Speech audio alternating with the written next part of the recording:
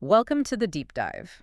You know how this works. You send us the things you're grappling with, maybe articles, studies, things you're thinking about, and we pull out the key insights. Right, the stuff that actually helps you make sense of things. Exactly. Consider it your shortcut to getting informed minus the headache. And today, wow, we're diving into something I think pretty much everyone deals with. Stress from, well, outside forces, external pressures. We've got a chapter here called Let Them Stress You Out. Which, yeah, sounds a bit counterintuitive, doesn't it? Who wants stress? Right. But it really gets into how much of our daily stress comes from things outside us, especially at work. I mean, just think about it. Oh, yeah. Demanding managers, work that feels pointless, like you're just spinning your wheels, not getting recognized, feeling, stuck. There's even research showing a manager's impact on your mental health can be, like, as big as your spouse's. That's a powerful statistic. And it makes sense, doesn't it, when you think about the day-to-day impact? It really does. Why do you think that connection is so strong? Well, I think it comes down to that consistent influence, your sense of control, your self-worth at work, how much autonomy you have, whether you feel like you're making progress. Yeah. Your manager holds a lot of sway over those things. And if that influence is negative, day after day, it adds up. It really does. Okay, so that's where this let them theory comes in. Yeah. As a way to handle that. Exactly. It offers a different angle. So our mission today is to unpack this theory, see how it works practically, how you can use it to navigate those stressors, and basically take back some of that personal power stress tends to zap away. All right, let's get into it. The chapter starts by pointing out something we kind of already know. Other people, situations they create, they are huge stress triggers. Definitely. Like those 4 p.m. Friday meeting requests that pop up out of nowhere. Ugh, yes. Or dealing with a really difficult customer. Oh, totally. Or those passive-aggressive emails. The ones you have to read 3 times. Yeah. Micromanaging bosses, getting passed over for a promotion even when you know you nailed it. False promises about future opportunities. Surprise layoffs, being chronically understaffed. It's a long list. Some familiar to you. It probably sounds familiar to almost everyone listening. It's almost a universal thing in the working world, sadly. And the feeling it creates. It's often the sense of helplessness, isn't it? Absolutely. When your mood, your stress level, feels like it's being dictated by things you can't control, especially when your paycheck, your security, is tied up in it. That makes it really hard to just walk away, even if it's bad. You feel trapped. Right. And that leads to this core idea in the chapter. When we let these external things constantly stress us out, we're basically giving them the power. Yeah. The difficult boss, the annoying situation. We let them control how we feel, and that just wastes so much time and energy. Which brings us neatly to the first part of the theory. Let them. Okay. What does that mean exactly? Well, it's not about suddenly being numb or pretending bad things don't happen. It's more like a conscious choice. Yeah. You actively decide not to let someone else's actions or these situations you can't control dictate your stress level. So you're creating a sort of buffer. Kind of, yeah. A mental boundary. Okay. The chapter gives that example, the promotion one. You're doing great work, hitting targets, maybe even exceeding them, but nope, no promotion. Right. And you ask why, and you get the usual runaround, profits are down, we're restructuring, but hey, you're valued. Ugh, yeah. Heard that one. And instantly you feel it, right? The frustration, the disappointment, maybe feeling like it's unfair, powerless. Yeah. Maybe even hostile. It's natural. Totally natural. But here's the insight from the theory. You can't make your boss give you that promotion. You can't magically fix the company's finances or know the real reason behind the decision. True. So fixating on those things you can't control. It's just not productive. It just ramps up the stress. So let them here means acknowledge it happened, feel the feeling, but don't let it consume you because you can't change the decision itself. Exactly. Recognize where your control ends. That's the essence of let them. Okay, that makes sense. Acknowledge what's outside your control. Choose not to let it derail you. So then what's the next step? The chapter calls it let me, right? Yes. And this is the empowering part. This is where your actual power lies, controlling your response. Ah, okay. So it's about shifting the focus back to yourself. Precisely. Let me is about taking ownership, responsibility for your career, your well-being. The chapter asks that question, who is responsible for your career? And the answer is me, you, the individual. Right. Not the boss who passed you over, not the company. It's you. And that's so important because, like the chapter says, letting that stress take over can actually make you, well, less effective It's stress can make you stupid. Yeah, it clouds your thinking. It stops you from thinking strategically about what to do next. You're just stuck in the frustration. Right. You can't see the possibilities. Exactly. And the chapter makes this really freeing point. You are never stuck. You always have a choice. You can leave a bad job and a bad relationship, walk away from a pointless argument. Even if it doesn't feel like it sometimes. Right.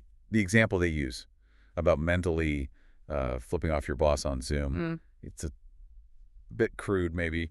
Yeah. But the point is, you don't have to stay there and just soak up the negativity. You have agency. You always have options. Okay. So in that job situation where the promotion didn't happen, it means stop banging your head against that wall and start looking elsewhere. Basically, yes.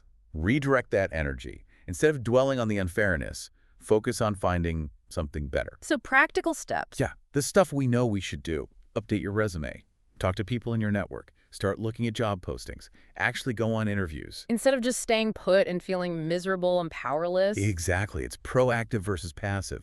When you start actively looking, you're the one making moves. You're taking back control of your future, not leaving it in the hands of the boss who isn't recognizing you anyway. Precisely. And the chapter calls out those excuses we make, right? Oh, the market's bad. It's too much hassle. My resume needs loads of work. Yeah, the inertia is real. It is. But ultimately, the chapter argues, choosing to stay in a job that makes you consistently unhappy. That's still a choice you're making. You have more power than you might think. It's about deciding to use it. Okay, so this isn't just about work stress. The chapter broadens it out with that story about the dogs in the park. Ah, yes. That's a great illustration of how it applies in, like, everyday annoyances. Walk us through that one. Okay, so the author's walking their dogs, leashed, poop bags ready. Very responsible. They even got a reminder from a ranger about complaints off-leash dogs, messes left behind. Right, setting the scene. Then someone else comes along. Dogs off-leash. Okay. Maybe annoying, but... That's the initial let them moment. Can't control the rule breaker. Kinda, yeah. You try to just manage your own dogs, let it slide. But then the other person's dog does its business and the owner just kicks a few leaves over it and walks off. Oh, come on. Exactly. Yeah. That's the trigger. Now let me comes into play. What's your response? What are the options? Well, the author lists a few. You could just ignore it.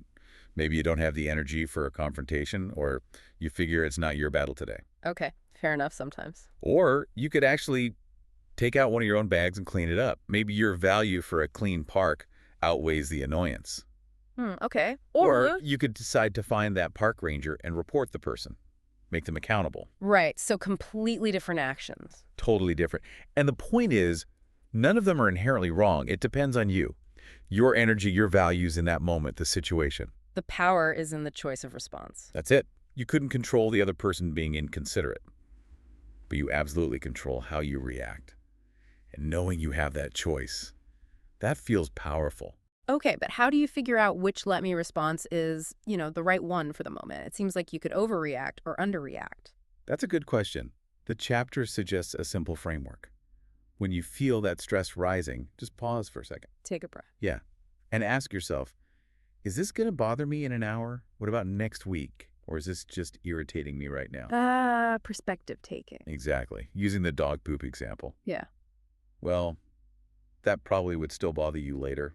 Knowing it's spoiling the park for others, it has a lingering effect. Right, whereas maybe someone cutting you off in traffic, annoying now, but forgotten in an hour. Maybe, yeah. It helps you gauge the scale of the issue and decide if it warrants a significant response or if it's something you can genuinely just let go, apply, let them, and move on. That's actually really practical. Okay, the chapter then tackles a big one, politics, which, let's be honest, is a huge source of stress for a lot of people. Oh, definitely. It's a minefield for stress. So how does let them apply here? Well, think about past events, things that have already happened. A specific law that passed, an election result from years ago, a decision your local school board made last month. Okay. You can't change those outcomes now. They're done. So applying let them means acknowledging them, maybe learning from them, but not getting endlessly stuck in anger or frustration about something that's in the past. That energy achieves nothing. Right. But that doesn't mean just giving up or becoming apathetic about politics, does it? Absolutely not. That's where let me becomes crucial in the political context. How so? Here is about deciding how you will engage going forward. It's about focusing your energy on future action. Like what?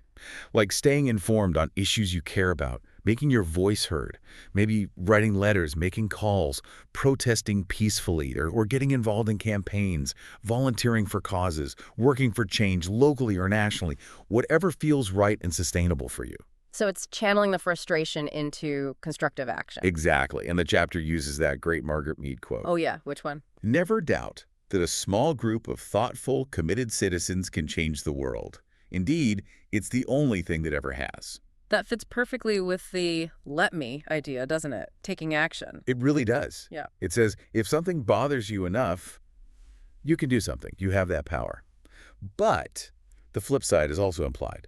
If it doesn't bother you enough to actually do something constructive, then maybe constantly complaining about it is just adding to your own stress level without any real benefit. That's a challenging thought. Act or let it go, essentially. In a way, yeah. Manage where you put that valuable energy. Okay, so let's try and wrap this up. What's the bottom line of this let them theory for managing stress? Okay, so the basic problem. Yeah. Other people. They're going to do things that annoy us, frustrate us, stress us out. That's just life. Unavoidable. Pretty much. Yeah. In our initial reaction, that jolt of stress, that's often automatic, biological even. Can't always stop that first feeling. Right. But, and this is the hopeful part, we can learn to manage what happens next. We can manage our ongoing stress response. And the let them theory is a tool for that. Exactly. Gives us 2 steps. 1, let them. Decide consciously not to let others' actions or things you can't control hijack your emotional state. Protect your energy. Okay, step 1. 2, let me. This is resetting that stress response and taking responsibility for how you choose to react. Think, then act.